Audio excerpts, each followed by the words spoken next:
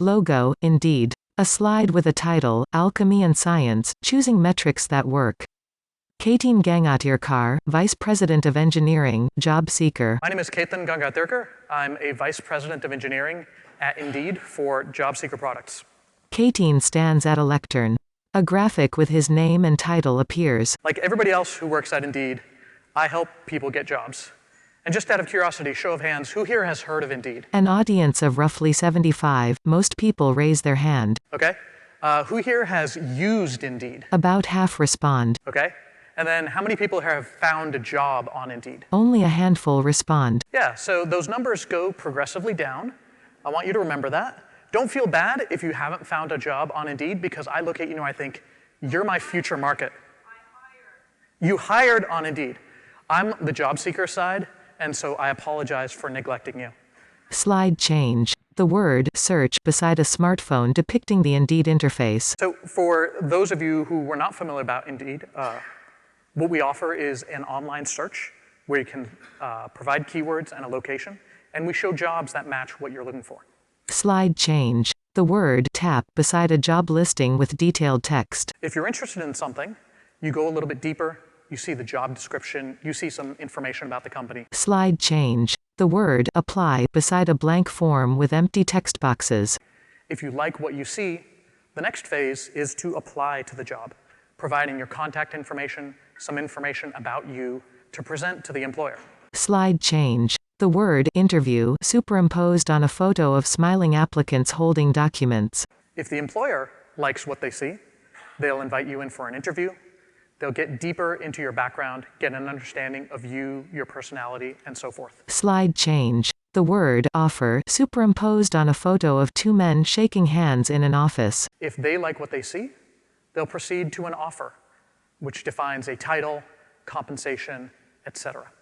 And if you like what you see, you'll take that offer, hopefully getting to work for the best boss in the world. Slide change. The phrase, "you're hired," superimposed on a photo of Ricky Gervais pointing off camera from the show, The Office. I saw some documentary about this guy. He seems really great. Slide change. Text, in theory. At least that's the way it works in theory. We have these great ideas. We have all of these things that we think are going to work and be great for job seekers, and then we put them out there. Slide with the following text. But how do we know if it really worked? All of these great ideas that we're so passionate about, they could fail, right? So how do we know if it worked?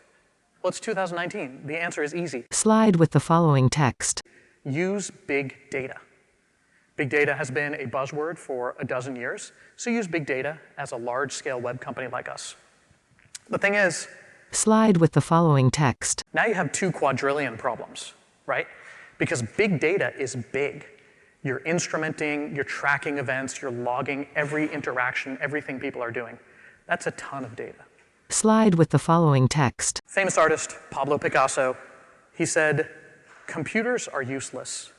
They can only give you answers." I thought this was pretty good. I thought this was pretty smart, a great insight. I thought I could actually do better than Pablo Picasso. Slide with text. Data is useless. It can only give you answers. Attributed to this guy. Oh, I'm sorry. I didn't mean this. You weren't supposed to see this. What I mean is, data is useless. It can only give you answers. Slide with the following text. So what questions are you asking of your data? Slide with the following text, along with some clip art. If you're asking bad questions, it will lead to bad science. And that's true no matter how much good data you have. Slide. Chemistry. Let's look at a real science, the science of chemistry. Slide with the following text. Chemistry started in alchemy, in the medieval era, the classical era. Alchemy was rules of thumb, recipes, and fantasy. Slide. Useful. Now, this could be useful, like with Greek fire that protected the city of Constantinople for hundreds of years. Slide with the shrug emoticon. Sometimes it was a little more questionable. Because they didn't understand the true science of chemistry, they thought things like turning lead into gold were possible. And they didn't really understand, so, now we understand that that doesn't make sense. But for all they knew back then, sure, why not? You could turn lead into gold. Slide. Text, people died all the time, beside a vial of elixir. Now this one is a bit of a harmless example. Sometimes this was outright dangerous. In alchemy, people died all the time because they would do things like drinking pure mercury to try to cure an ailment. Slide with the following text. This is not science. Alchemy is at best a proto-science. It's incomplete, inflexible, and inexplicable. By incomplete, what they had in alchemy could not describe all of the phenomena. It was inflexible because if you had an alchemical recipe and you tweaked it a little bit, it might work. If you tweaked it a little more, it would abruptly stop working. And it was inexplicable because when it stopped working, you wouldn't understand why. You would just know not to increase I of newt by too much, otherwise your recipe would stop working. But you didn't understand why it worked when it did, and why it stopped working when you adjusted it too much. Text, the alchemy of metrics. I claim that we are in a similar position today. Call it the alchemy of metrics, where our level of understanding is at the same level as medieval alchemy. Text, lots of frameworks, with the word recipe crossed out. Pictures of the examples he describes. We have lots of recipes, or as we call them, frameworks. These are things like pirate metrics, ARM, heart, and game. These work. They help you draw insights, they help you improve your product, but they're frameworks that are incomplete, inexplicable, and inflexible. Slide with the following text. And these frameworks are not a science. Creating a science. So how do we go about creating a science out of this proto-science? Slide with the following text. First, you want to break these recipes into their more elementary components. What are the individual elements here? Slide with the following text. Then you connect seemingly independent phenomena from different parts of the product landscape. Slide with the following text. Third, you define a holistic system to describe the interactions of these elements and the disparate phenomena. Slide with the following text. And then fourth, because we have jobs to do, you manipulate the system to achieve your goal. Text, creating a science of metrics. To go about creating a science of metrics, we have to have a couple of foundational concepts. Slide with the following text. Quality and quantity. Slide with the following text. I define quality here as an attribute, property, or characteristic of a phenomenon. Whatever it is we want to pay attention to, whatever it is we want to make happen more often. Slide with the following text. And then a unit is a count or a measure of this quality. Slide with the following text. A metric is simply a number in combination with a unit. A slide with a picture of two 1 kilogram weights. So it could be some physical concept, like the quality of mass, which we measure in the unit of kilograms, and perhaps something has a mass of 2 kilograms. And that's the metric of mass. It also could be something a little bit more abstract, like engagement with a mobile application or a website. A slide with 6 icons of a finger click. And we could measure that in terms of the number of clicks, and we could describe one particular engagement as being measured in terms of 6 clicks. Slide with the following text. Indeed has targeted many, many metrics over the years. We've looked at searches, page views, job clicks, monthly unique visitors, job applications, daily active users, mobile app installs, job alert subscriptions, saving a job, page count, and so on and so forth. This is a lot of different metrics. Some of these metrics are particular to our industry of hiring, and then some of them are probably metrics that many of you have looked at in your products and your services. This is really, really a lot, and it's overwhelming. You can't make decisions based on all of these metrics simultaneously. Slide with the following text. So what do we measure? What do we optimize for? Slide with the following text. Well, before what comes why. Why are we measuring? What is our purpose in all of this measurement and this gathering of data? Big data is a trendy buzzword, but that's not the goal. Slide with the following text. So perhaps it is to prove what you already believe. Maybe you have great product ideas, or you're convinced you have great product ideas, and all you need to do is gather evidence to prove to other people what you already know. That can work, but I think there's a level deeper that you can go. Slide with the following text. Perhaps it is to discover what happened. You put a product experience in front of your users with a beginner's mind, without too many preconceptions. And so you discover through the exposure of your product to real users what happened and thereby gain understanding. Slide with the following text. Another level deeper is to understand why. Sure, you see what happened, but you want to gather data to understand why this worked and not that. I claim that each of these is wrong, or if not wrong, incomplete. I assert that the goal of data Slide with the following text. is to decide. You gather all of this information to help you make decisions in the future. Because the data that you've gathered about things that have already happened, those are things that you cannot change, right? That's the past. If your product worked or if it failed, that's done and in the past. You have to look forward. You have to look to the future and decide how to improve your product experience in the future. Slide with the following text. This is the question of how data becomes information. And I think it's pretty straightforward. The difference is that information informs action. You're going to take action to modify your product to make it somehow better. And instead of inert data, you want information to inform those actions. Slide. Everyone has different goals. Now, everyone in this room has different goals.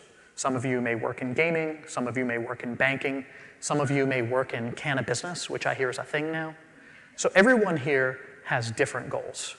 And logically, we would conclude Slide. There is no one right metric for everyone. that there is no one right metric for everyone. The word no in that phrase slowly disappears. Except I disagree with that. I think there is one right metric for everyone. Slide. Lifetime value. And that metric is lifetime value. So I'll define lifetime value Slide with the following text. here as the total product benefit generated over all time. This is what you're trying to do with your product, is to maximize the total benefit for the entire time that your product exists. Slide. Two pictures of the Indeed interface. One is labeled More Jobs, the other More Resumes. They are separated by the word or. Let's take Indeed, for instance. If we're trying to make our products the best we can, we might be facing a choice in how to use our screen real estate. Do we want to show more jobs, or do we want to show more resumes? The word or is replaced by a photo of a person jumping in the sunset. The words lifetime value appear. This is a tough decision to make, but if we look at it through the lens of lifetime value, which is amazing, we can clearly see that the answer is more jobs. Slide. A salad and an ice cream cone, separated by the word or. You can also apply this to other situations. Let's say you're trying to decide at dinner tonight whether you want to have a salad or ice cream. Slide. Lifetime value, superimposed on a picture of a woman smiling as she eats a salad. Well, looking at it through the lens of lifetime value, the answer is easy. She chose salad based on lifetime value, and just look at how happy she is. She's going to be so much better off because of this. Slide with the following text. Now, lifetime value works for everything, every product, every service, et cetera, et cetera. And so that brings us Slide with text, the end, with an ellipsis and question mark. to the end. Except I do have one question about lifetime value. Slide with the following text. How long does it take to measure lifetime value? Well, it turns out it takes a lifetime. Slide. A picture of a cartoon tombstone with the following information on it. So thank you, Manuel Jobseeker, 2018 to 2094. After 76 years, we can finally finish that A/B test. It takes a lifetime to see lifetime value. Slide with the following text. But we need to ship next week. We have sprints, we're delivering on a weekly basis. We have to make decisions based on information we have today, instead of waiting to 2094 to figure out if last week's release did a good thing or not. Slide. Meta metrics. Metrics for metrics. This is where we can talk about meta metrics, or metrics for metrics. There are two that I really want to focus on here. Slide with the following text. One is sensitivity, which I'll describe here as how quickly and easily you can influence a metric. A slide depicting an arrow pointing up, labeled sensitivity. Sensitivity exists on a continuum. Something with really high sensitivity is a metric that's fast and easy to change. On the other hand, a metric with low sensitivity is slow and difficult to change. Slide with the following text. Then there's correlation, which I'll define narrowly here as frequency of agreement with lifetime value. What that means is how often this metric leads you in the direction of increasing lifetime value. A slide depicting a gauge labeled lifetime value, with the following text concerning high correlation. This also exists on a continuum. High correlation metrics usually lead toward lifetime value and rarely lead elsewhere. It might be a little bit off target, a little bit further off target, but nonetheless, you're generally headed in the right direction. The range of possible outcomes is generally constrained to things that improve your lifetime value. A similar slide with a different gauge, this time depicting medium correlation. Something with medium correlation will generally lead you toward lifetime value, and it will occasionally lead you elsewhere. And sometimes, even when it's leading you toward lifetime value, it's not in as straight a line, but it's generally going to be helpful. A similar slide. The gauge is replaced with a circle, arrows pointing in several directions, depicting low correlation. And then something with low correlation. Sometimes it leads toward lifetime value. Often it leads elsewhere. Sometimes in a counterproductive or highly counterproductive direction. When you have metrics with low correlation, you have no idea which way they're leading you. It could be in any direction, not just the direction of lifetime value. A slide depicting an arrow pointing to the right, labeled correlation. So correlation then exists on the low end, metrics that unpredictably lead toward lifetime value, and the high end, metrics that almost always lead toward lifetime value. A slide depicting a graph. Correlation on the x-axis, sensitivity on the y-axis. It is labeled not to scale. We can plot these two dimensions on a graph. Lifetime value is now a point on the far right of the x-axis. At the far right, we have lifetime value, which has really high correlation because it's correlating with itself, but it's really low in sensitivity because it is really hard to move and it takes a long time to see the results. A scatter plot appears of points all labeled other metrics. And then there are a whole bunch of other metrics. Let's walk through a few of those. Let's take, for instance, a mobile app install. It's a lot easier to influence a job seeker to install our mobile app than it is to get them to increase lifetime value. One of the random points is now labeled mobile app install. But whether somebody installs the mobile app only roughly correlates with them deriving value from Indeed's service. However, it is better than saving a job. Another point is labeled saving a job. Installing a mobile app means you're more likely to gain benefit from us than saving a job. But on the other hand, saving a job has higher sensitivity. That means I can more readily influence you to save a job, and changes that I make to my site to influence you will show up faster in my metrics. Another point is labeled DAU. Then there's something like daily active users, which is an important metric to pay attention to, but doesn't have great sensitivity because it takes some effort to move and some effort to see the results, and it also doesn't have great correlation to lifetime value. I need activity to see lifetime value, but just because there's activity doesn't mean you're deriving benefit. Another point is labeled mouse pointer movement. And then there's something like mouse pointer movement. I can do all kinds of things to make you move your mouse more on the site, like asking you to punch a monkey, but there's very low correlation between mouse pointer movement and you actually getting benefit from Indeed. A point close to the origin is labeled phase of the moon. And then there's something like phase of the moon, which has no sensitivity. Try as I might, I haven't been able to influence the phase of the moon, and also has really low correlation. What phase the moon is says nothing about whether any job seeker is getting value. And then there's this interesting set that we see up here. Labels appear sequentially on a diagonal line of points from the highest spot on the y-axis to the lifetime value point. This set here is best, maps back to what I was talking about earlier in the flow. The search, the tap, the apply, the interview, the offer, and the hire. As you can see, the ones to the left have really high sensitivity and low correlation. The ones to the right have increasing correlation, but reduced sensitivity. Slide with the following text. This is where this concept of Pareto efficiency comes in. Slide. A picketer of Vilfredo Pareto, bearded, with his name. Vilfredo Pareto lived about 100 years ago, grew a magnificent beard that I'm currently aspiring to, He was a political economist and a sociologist. He's known, among other things, for the 80-20 rule. Slide with the following text. But here I want to talk about the concept of Pareto efficiency, which colloquially you can understand as when you can't improve one thing without making something else worse. A line graph. X-axis, risk. Y-axis, reward. A curve splits the graph into sections labeled impossible and possible. One well-understood example of Pareto efficiency is the trade-off between reward and risk. For example, in investments. You want to have high reward in how you invest your money. But unfortunately, getting that higher reward means taking on greater risk. And if you're reluctant to take on that greater risk and you want to reduce the risk, you necessarily have to accept a lower reward. That's the trade-off. Unfortunately, it's impossible to have any investment that is both high reward and low risk.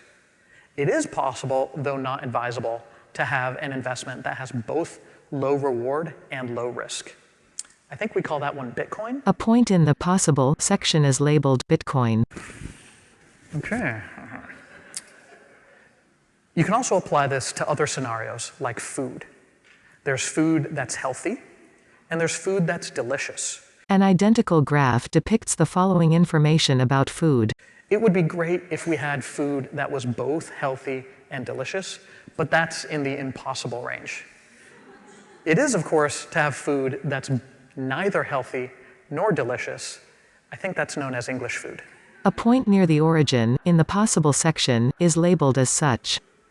Joke goes over a lot better in Austin than it does in London for some reason. Slide with the following text. Now let's bring Pareto and introduce Pareto to sensitivity and correlation.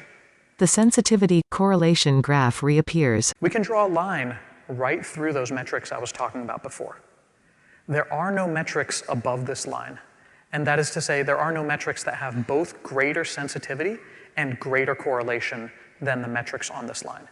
There are certainly metrics that have lower sensitivity and lower correlation, but if you want to do better in sensitivity than one of the metrics on this line, you have to do worse on correlation. If you want to do better on correlation, you're going to do worse on, if you want to do better on correlation, you're going to do worse on sensitivity. The three leftmost points are labeled search, tap, apply. You see increasing correlation, but reduced sensitivity. The next three are labeled. And then we get to interview, we get to offer, and hire. I'm getting closer and closer to seeing how I'm delivering lifetime value, but I'm also measuring phenomena that are harder and harder to influence. A cartoon unicorn appears on the graph. Of course, I would love something up here that is both super sensitive and super correlated, but it's a unicorn. It doesn't exist. The metrics now appear on a horizontal line. I can take these metrics and collapse them into a single dimension that demonstrates that trade-off. To the left are the metrics that guide me to make faster decisions, but these are worse decisions because they correlate less with lifetime value. An arrow to the left is labeled faster, worse. An arrow to the right is labeled better, slower. On the other hand, to the right, I can make decisions that are better because they line up better with lifetime value, but by necessity, they are slower. It takes longer to influence these metrics and longer to see the results. Slide. Time for some funnel. All right, that was pretty dry. Now it's time for some funnel. You should laugh harder at that. That's an amazing joke. Slide. 3 smartphones depict variations of the Indeed interface. Then the 3 photos with the corresponding labels. Let's look back at the user flow that we had. We go from search to tap to apply to interview to offer and then hire. We can map this as a standard product funnel. You start with somebody with a problem. A flow chart depicts an upside-down triangle, or funnel, in progressively smaller levels, labeled with the following. I need a job. The first thing they do is they do a search. Some of them, like some of you in this audience, you do a search and you continue, but some of you stop there. And so the next stage is a narrower point. People tap, a subset of them go on to apply, subset of them go on to interview, offer, and then get a job. As we go deeper and deeper into the funnel, we have fewer and fewer people. That's why it has this characteristic shape. And we saw that earlier with the number of people who had heard of Indeed, used Indeed, and found a job through Indeed. A similar funnel, in progressively smaller levels, labeled with the following. We can map this more generically. Somebody starts with a problem. They do the first stage of some work to solve that problem. That work produces an output, which feeds into a second stage of work. That produces an output, feeds into a third stage of work, fourth, fifth stages of work. And then for some subset of the people who started the process, we get an outcome. We get a solution to the problem that they started with. Slide. Where to validate changes. Now, you're making changes in your user flow, trying to improve the outcomes. Where do you validate the changes? An unlabeled funnel, similar to the previous ones. Each level has arrows pointing to the next level down. Look at that general funnel. Let's say you're making a change to the second stage of your funnel. A box labeled Modify This indicates the second level down. And you want to evaluate whether this was a good change or a bad change. Where in your funnel do you evaluate it? The arrow directly below is indicated. Do you measure this, the output immediately following that? Lower arrows are indicated. Or do you go further downstream, closer to your outcome? 2 stages down, 3 stages down. What about this, your final outcome? You made a change in the second stage. Where is the best place to tell whether that was actually a good change, whether it worked? We can take the 2 concepts of sensitivity and correlation that I described before, and we can drop them in. The unlabeled flow chart again. A large arrow in the margin pointing up is labeled sensitivity. Sensitivity increases toward the top of your funnel. That means it's easier to influence that metric, and it's faster to see the results. A similar arrow, labeled correlation, points downward. On the other hand, your correlation improves as you go deeper and deeper to the funnel, closer to the outcome. And this represents the same trade-off that I was talking about before. Near the top of the funnel, it's really easy to see and influence what's happening. But that information has lower value in driving lifetime value. Deeper into your funnel, it's harder to influence, it's harder to measure, but you can have a lot more confidence that you're maximizing lifetime value. Slide. When to favor outcomes. The syllable comes is underlined. So when do you favor outcomes? The end of the funnel. Slide with the following text. I help people get jobs. That's the outcome that I have in mind here. Slide with the following text. You want to favor outcomes like helping people get jobs when the change you're making is already late in the funnel, close to the outcome. You also want to favor it when you have smaller opportunities. If you're scrounging for incremental gains because perhaps you have a mature product, the loss of correlation can be really painful to you because each win is hard-earned and hard to find. So you want to focus on outcomes there. You also want to look at outcomes when you have time for sophisticated analysis, where you can do a deep and nuanced examination of the data you have. You favor outcomes when the owner of the initiative has more influence over the outcome, as opposed to owning a narrow piece. And then you also want to favor outcomes when there's a short feedback loop between each iteration of your product. Slide. Favor outcomes if you can. If you can is underlined. Overall, though, you want to favor outcomes if you can, because that's the ultimate purpose of your product, is to maximize that outcome. Slide. When to favor outputs. The syllable puts is underlined. Sometimes you can't, though. So when do you favor outputs? Slide with the following text. You want to favor outputs when you have an exploratory product that's discovering possible outcomes. Or you can favor outputs when you have opportunities for big improvements, when there are low-hanging fruit that you can grab over and over. You might favor outputs when only simple analysis is possible, and you need to do a simple, straightforward analysis to understand whether your product is working. You favor outputs with people who have less influence over the outcome, or when you have long feedback loops between iterations of your product. And potentially also when your outcomes are hidden. If you only can see partway into your funnel, then you want to favor an intermediate output because that's the best you can do. Slide. Favor outcomes if you must. If you must is underlined. Ultimately, though, you favor outputs if you must. The output is just a means to an end. Slide with the following text. And indeed, we do not say, I help people look at job descriptions, because that's not what we're there for. We're there to help people get jobs, and looking at job descriptions is just a point along the way. So that's the where. Slide with the following text. What about what to measure in your funnel? Slide. Timeless needs. Focus on timeless needs. Slide with the following text. Your solutions are always evolving. You're steadily working on your product to make it better. Slide with the following text. But your users' needs and preferences are not. A slide shows a photo of Jeff Bezos wearing aviator sunglasses. It has his name and the following labels. This fellow here, a lot richer, a lot more famous than me. You may know him, Jeff Bezos, chairman, CEO, president, and ruthless cyborg killer at Amazon Inc. In an interview a few years back, he said, The following text appears. I very frequently get the question, what's going to change in the next 10 years? I almost never get the question, what's not going to change in the next 10 years? That second question is actually the more important of the two, because you can build a business strategy around the things that are stable in time. We know that customers want low prices, and I know that's going to be true 10 years from now. They want fast delivery, they want vast selection. It's impossible to imagine a future 10 years from now where a customer comes up to me and says, Jeff, I love Amazon. I just wish the prices were a little higher. Or, I love Amazon. I just wish you'd deliver a little more slowly. Slide with the following text. You also want to choose metrics that give you many degrees of freedom. Slide with the following text. You want to choose metrics that can be improved multiple ways. Slide. Your first effort will fail. If you're anything like me, your first effort will fail.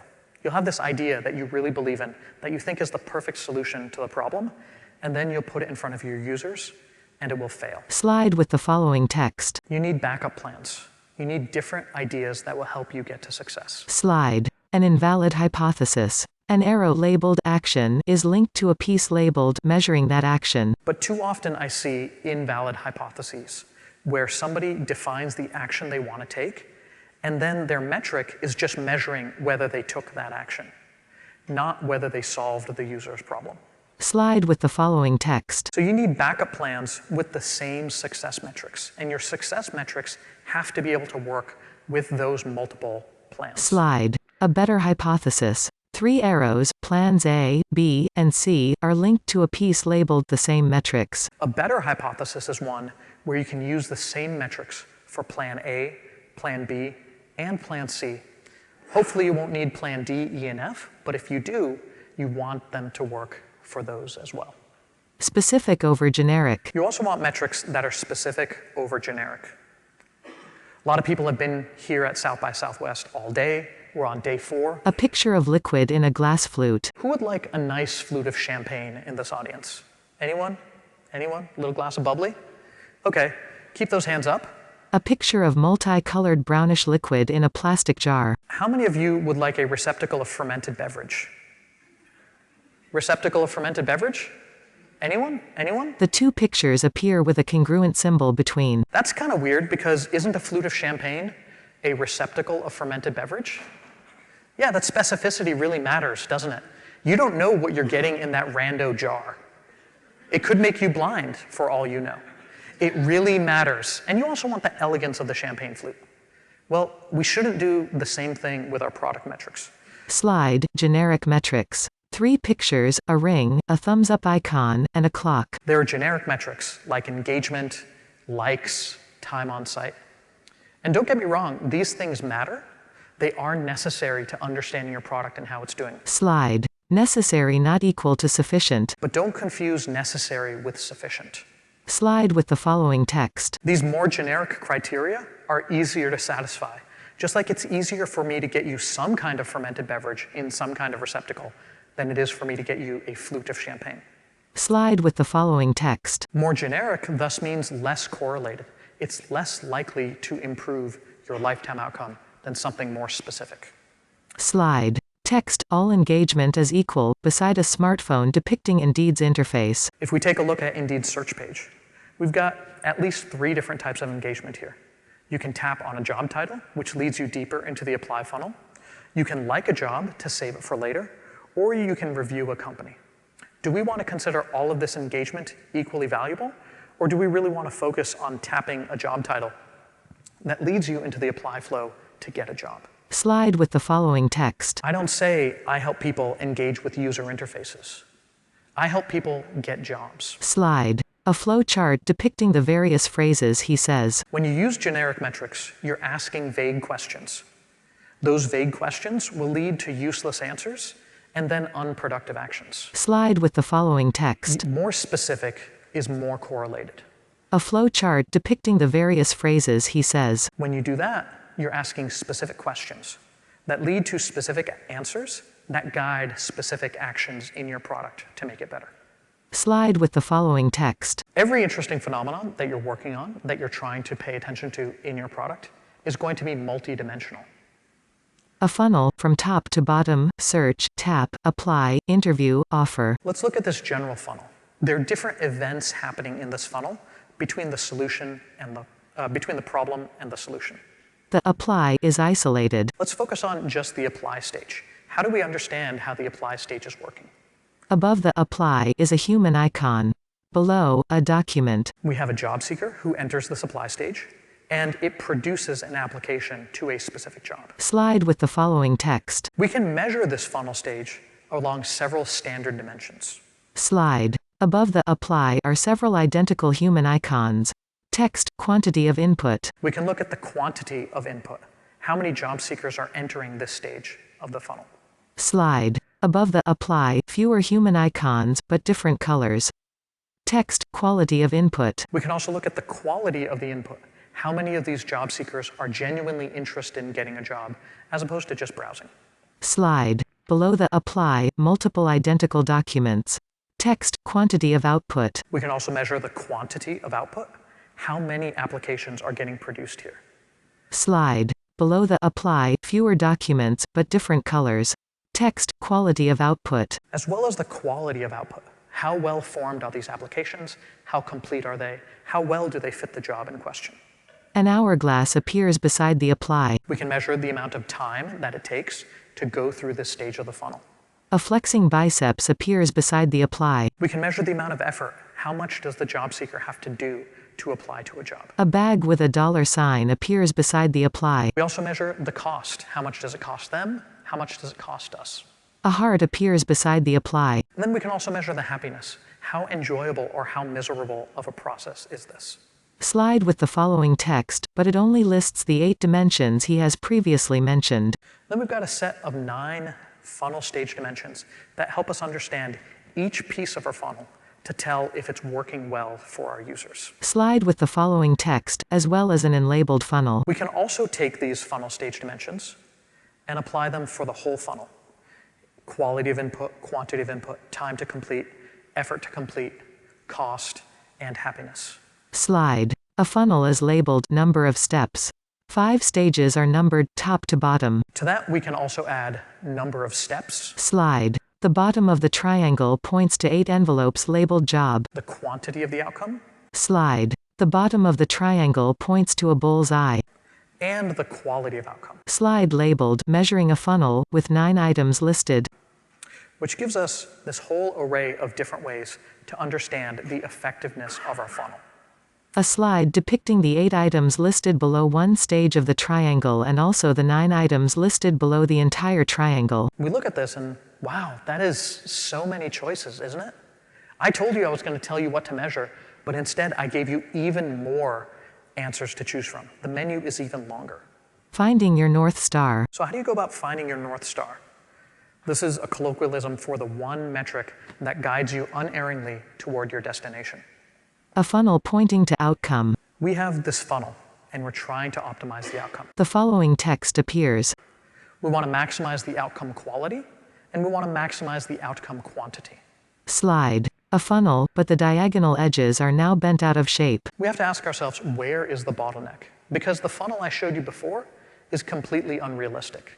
There's always going to be some bottleneck somewhere in your funnel where you have high drop-off or high loss of users, a significant reduction in success. So go looking into your funnel with the metrics I described to find that bottleneck. Slide. The middle level is highlighted, labeled with the following text. Perhaps you're getting too low quality beyond that stage. Perhaps it's too slow. It takes too much time. Or perhaps it's too expensive to go through that stage. There are multiple diagnoses that you can come up with based on those metrics. A time-lapse photo of a starry sky. All stars encircle the static North Star. The following text. You make your bottleneck into your North Star. Whatever it is that is failing your users, whatever it is that's causing drop-off, reduction in quality, so forth. That bottleneck is your North Star. Slide. The cover of the novel, The Fault in Our Stars. Now, the thing about this is there is a fault in our North Stars. The word north appears with an insert caret. This is also a killer joke. You people are ungrateful. Slide. Eliminating bottlenecks. A bent edge funnel points below to a smooth one. We think of eliminating bottlenecks as looking like this. We take this distended, deformed funnel and we turn it into a nice, clean funnel like we have at the bottom. But typically, that's not actually what happens. When we eliminate a bottleneck, the bottlenecks move. Slide. The bent edge funnel now points to the lower left, a different bent edge funnel. So we go from something like this to maybe a different funnel where the bottleneck is further down in the funnel. Lower center, a different bent edge funnel appears. Or we go to something like this where we've discovered a new bottleneck higher up in the funnel. Lower right, a different bent edge funnel appears. Or sometimes we end up with two bottlenecks in our funnel. But bottlenecks move, they don't get eliminated. There's always going to be something that's reducing the chance that your users are going to reach their success. A photo of a person playing a carnival game. You end up playing whack-a-mole. You hit one bottleneck and another one pops up. You hit that one and another one pops up. There's a certain irony in this, right? Because I told you I was going to describe the North Star, the one unerring guide to maximizing your success. Well, it turns out this analogy is more apt than it seemed. It's not actually a contradiction because the true North Star isn't what we think. A star chart. One star, Polaris, is circled. The North Star today is Polaris, but it turns out that's not a cosmic truth. There's something that happens called the Procession of the Equinoxes. Over a 26,000-year cycle, the North Star actually changes. A different star is labeled. In 4,000 years, it's going to be a different star called Gamma Cephei. Subsequent stars are labeled. 3,000 years after that, another star called Aldebaran, and then Deneb. Slide with the following text. Your North Star, just like the real North Star, will move over time as you address your bottlenecks. Slide. Finding your new North Star. A bar with 6 labels. The point between bottleneck and diagnosis is labeled your North Star for now. Finding your new North Star, you look at the need, the outcome you're trying to satisfy, the bottleneck in your ability to do it, a diagnosis, you generate a hypothesis, and then you take action. Your North Star, for now, is going to be the bottleneck in this flow and the diagnosis of that bottleneck. How many metrics? We also want to talk about how many metrics you should use. Slide with the movie poster for The Usual Suspects and the following text. Different metrics are going to deviate from truth in different ways. A photo of the speaker appears in a deep red tint. Let's take the metric of red to illustrate this. You can get good and useful information from red, right? But you're also missing a lot from the red. The same photo with a green tint. We can look instead at green, which gives us information that was lacking from red, but it also loses some of the information that we had. The same photo with a blue tint. Let's look at blue instead. Again, blue is deviating from the reality. We're missing information, but we're also gaining information we didn't have from red and green. Plus signs appear between each photo. A fourth photo appears in lifelike color. What we can do, of course, is we can combine them, and we can get a rich photograph of the reality. We can combine these multiple metrics to reduce deviation. Oh wait, and we gotta slap a beard on this guy, because that's what he looks like now. A beard drawn on in marker appears on the fourth photo. Then, slide with an image of the film Gulliver's Travels, where Gulliver is tied down by Lilliputians, with the following text. Too many metrics will restrict your movement. Let's say you're looking at exactly one metric to determine success. Slide with the following text and corresponding graphic. All else being equal, there's a 50% chance that any change will improve that metric. Slide with the following text and corresponding graphic. If you're looking at 2 metrics and you want both of them to improve simultaneously, you're down to a 25% chance, all else being equal, that you'll improve both of them simultaneously. 2 more. Slide with the following text and corresponding graphics. With 3 metrics, it goes down to 12.5%. And 4 metrics, your chance of improvement with all 4 of them simultaneously is down to a paltry 6.25%. A line graph. The x-axis, number of metrics. The y-axis, freedom. You can look at this as a plot between freedom and number of metrics. A curved line appears from the top of freedom to the far right of number of metrics. As you increase the number of metrics, your degrees of freedom in your product go down and down and down, because it's harder and harder to improve all of them simultaneously. We have to balance this against a different concept, though. Slide with the following text. And that of marginal information gain. That is to say, every metric you add to your product should significantly improve the quality of your decisions. It should bring information that better informs your actions. An unlabeled line graph. An arrow labeled information points upward. A curved line appears from the origin to the top right. We can also plot that against the number of metrics. Your first metric, your first two metrics, they give you a wealth of information. Your second and third and fourth metrics, they still give you useful insights, but maybe not as much as the first two, relatively speaking. As you add more and more metrics, you get diminishing returns. Certainly you're learning from them and you're gaining more insight, but the amount of insight you gain for each added metric becomes less and less and less. The first line is superimposed on top. The two lines cross in a curved X. You can illustrate the trade-off between these two scenarios. As you increase the number of metrics, your information increases, but your degrees of freedom reduce. Slide with Goldilocks at a table sipping porridge and the following text. As a good rule of thumb, a one-size-fits-most, try to target 3 to 4 independent metrics when optimizing your product. Fewer than that, and you may overlook important phenomena. More than that, and it gets harder and harder to improve things while all of your metrics are positive. Slide with the following text. You can also use these metrics for better prediction with mental models before you even measure anything, before you have a product out there. Slide with the following text. The measure of a metric is its utility, not its truth or accuracy or meaning. I'm in a lot of conversations where people talk about what the truer metric is, but what's most important is what it helps you think about and helps you optimize for. Slide with the following text. You want to focus on what optimizing the metric does for your product, not any kind of deeper aesthetic purpose. Side. Thought experiments. This comes into play with thought experiments. A photo of a cat in a box. The box has an equation on it and is labeled Schrödinger's cat. The most famous of which is, of course, the quantum physics thought experiment involving Schrödinger's unfortunate cat. Slide with the following text. You want to ask, which actions improve my metric?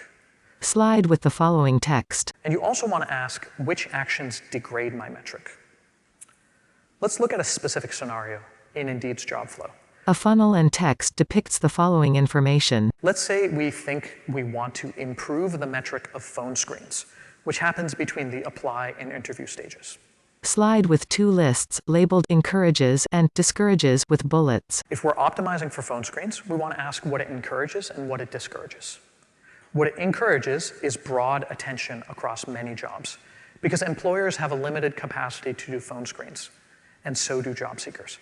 If we spread that attention more widely, we can enable more phone screens. It discourages many applications to fewer jobs because each employer only has so much time and stamina for phone screens, and the same is true of job seekers. It also encourages deeper engagement. It's pretty far down in the funnel. So somebody who's just browsing to see what's available, we're not going to be optimizing for them. We're going to be optimizing for people who are deeply engaged in their job search.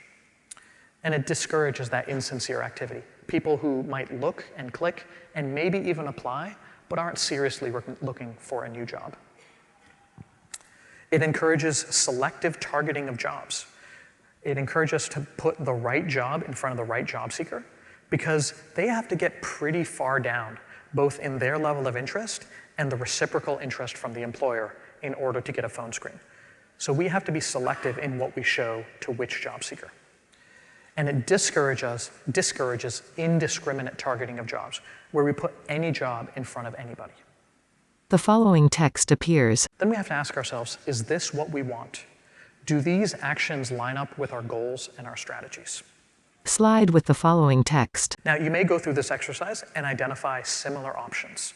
Slide with the following text. Say, for instance, volume, which is the total number of phone screens in all of Indeed's ecosystem. Slide with the following text. And coverage, the number of job seekers who have a phone screen. Let's look at some specific scenarios. Slide, volume versus coverage. 3 columns of multicolored human icons appear. Random icons have rows of phone screens beside them. Beneath the columns, tallies of volume and coverage appear. In the first scenario, we have one job seeker who experiences 5 phone screens. That counts as a volume of 5, but a coverage of only 1, because it's only one job seeker. Second scenario, we also have a volume of 5. We have one job seeker with 1 phone screen, a second with 3, and a third with only 1. Our coverage, though, is considerably better. Volume is the same, coverage improves to 3. And then in the third scenario, we have 4 job seekers, each of whom experiences 1 phone screen, and a 5th job seeker who does not. This is actually worse from a volume perspective, but it's better from a coverage perspective. It's all the way up to 4. Text, where do they diverge? This helps us understand where do they diverge. These are both measures of phone screens, but the nuances and our thought experiments' identification of these nuances helps us make better decisions. Slide with the following text. We have to decide whether we want to be good for more job seekers or we want to be better for fewer job seekers. This is a choice. This is not something that comes out of the data. This is something that's our strategy informed in our metrics. Metrics equals strategy. And fundamentally, that's what it comes down to. Metrics are strategy. Slide with the following text. Your choice of metrics defines your problem that you're trying to solve. Slide with the following text. If you don't measure it, it doesn't matter to you. It's not part of your problem space, and that's why you're ignoring it. Slide with the following text. And you are going to get what you measure. You're going to tell people, optimize this metric, and what you're saying is, I favor the actions that lead to this improving. Slide with the following text. I claim that every story of metrics misuse is really a story of badly chosen metrics. Often people claim the fault is with using metrics at all, but I think they used the wrong metrics. A slide with a photo of a full email inbox with text superimposed, increase job clicks by blasting more emails. And we're not immune to that. We once increased job clicks by blasting more emails. This was just from one job seeker. And if you look, they got one email day after day after day. And certainly this metric improved one metric, number of job clicks, but it increased frustration, and it certainly didn't increase the number of people getting jobs. Slide. A flow chart depicts the following information. In this situation, we had a bad choice of metrics, which led us to the wrong problem, which is how many emails people were getting instead of how many jobs they were getting. And so we had an ineffective, maybe even counterproductive solution. Slide with the following text. And awesome data can't fix that. Slide with the following text. You will never find strategy in your data. Slide with the following text. You have to bring your own strategy and then measure it using the data, optimize it using the data. But it's not going to be discovered in the data. Slide with the following text. So how do we go about solving problems with science? A slide labeled Increasing Lifetime Value. A flow chart depicts the following information. Our goal is increasing lifetime value. That starts with an action, which addresses a bottleneck, which improves an output, which improves an outcome, which taps into some persistent need of your customers, and maximizes their lifetime value. Slide with the following text. Here are 6 things to try in your next product meeting. A list of 6 numbered items appears one by one. Number 1, estimate sensitivity and correlation for the metrics that you're already using. You could get really scientific about this, but generally you can estimate it reasonably well, and that can be useful enough. Then find your Pareto frontier. Find the metrics that show the best trade-off between sensitivity and correlation.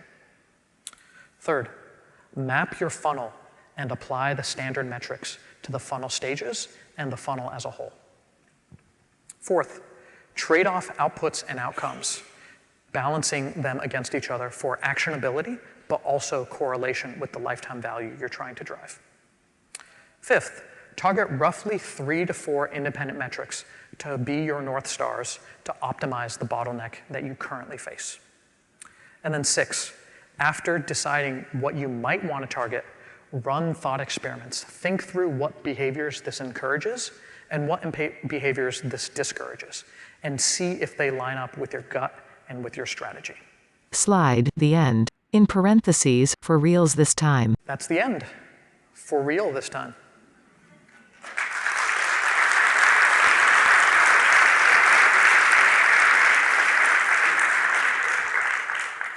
So this is scheduled to go until 5:30.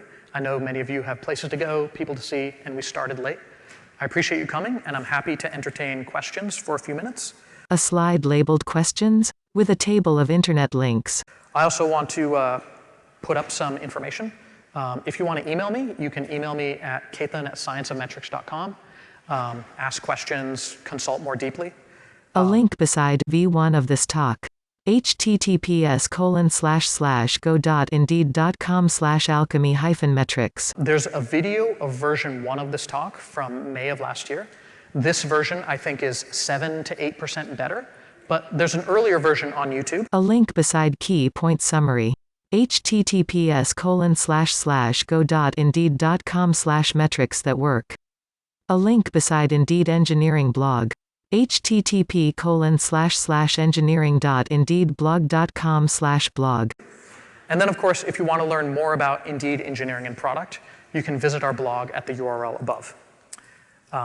If you do want to ask questions, there's a microphone available here, but you certainly won't hurt my feelings if you want to get off to happy hour. Can you share, I'm Saurabh Chen from India. Can you share some good books on these things? Can I share good books on metrics? Yeah, so this content is a combination of things that I've read and my own experiences. So some of this is relatively original. I do like, there's one called How to Measure Anything by, I believe the author's last name is Hubbard. There's also an O'Reilly book called Lean Analytics, which has a lot of good specific... Lean Analytics? Lean Analytics. It doesn't try to kind of draw a big picture view, but it has a lot of specific things. Those are the two that come to mind offhand. The first one was How to Measure Anything. How to Measure Anything, yes. Oh. Hi. So my question is, you kept defining independent metrics. Can you define independent a little better, like given some context? Yes, sorry if I skipped over that too hastily. What I think of independent is, it's basically the same as the statistical definition, okay. Meaning they tend not to share the underlying cause, and so they are more likely... So they're not correlated with one another? They're not correlated with one another or some underlying shared cause. Okay. Yes. Thank you. I appreciate the talk. I like your presentation cadence, by the way. Oh, thank you. So how do you guys think about the conflicting interests between the speed of response for a job posting and then the quality of the candidates that come through? Because when there's a lot of applicants, it's going to be prioritizing the early responders. And so therefore, it's almost the flow would be respond really quickly, then look into the company, rather than identify over a longer arc the companies that fit the direction, the path that you're looking to take your career. Yeah, that's a good question. In our examination of the data, as long as the job is not flooded with applicants, it turns out there's only a slight correlation between when you apply and whether you actually get the job. Employers are really looking for the right candidate, and as long as they're not inundated with candidates, you don't really get an advantage by being early. So companies that are more popular are going to get a larger applicant response. And so how do you help them sort of sift? Is there sort of a ranking system, like some weighted vector that you use to determine like how it's coming through, or is it just chronological? Yes, there is a ranking system. We've been basically optimizing ranking for pretty much the entire period we've existed. So it's not just a simple keyword match. There are a ton of factors applied by people way smarter than me into ranking. We have dozens and dozens of people working on it from a data science, software engineering, human curation.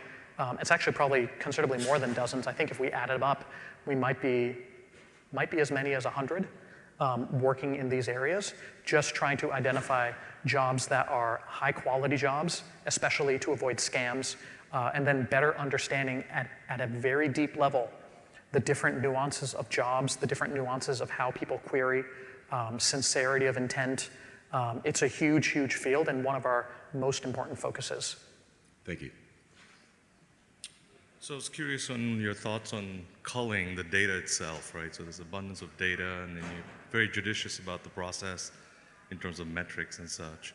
But it could be that the initial data set itself is polluted in some way, and no matter what analyses you're doing, it's kind of leading you wayward, or you're still doing the analysis to exclude that data, but it could have been just culled from the get-go. It may not apply to your specific situation, but I was asking in general in terms of analysis. Yeah, I don't know that I could speak with authority on how to curate and clean a data set.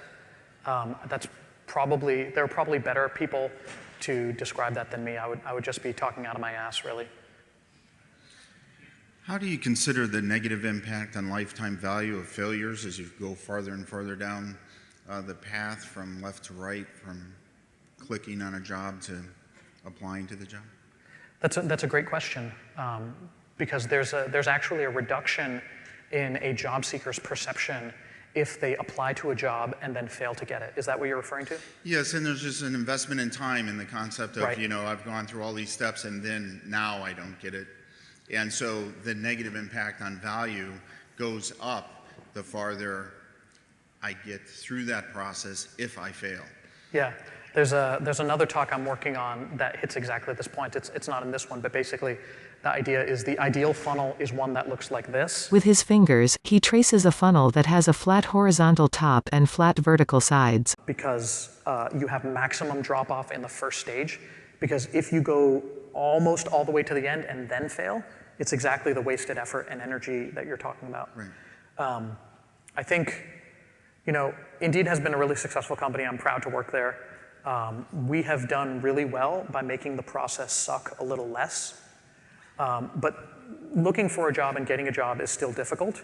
And one of the benefits from that is that people appreciate and understand that it is going to be a challenge.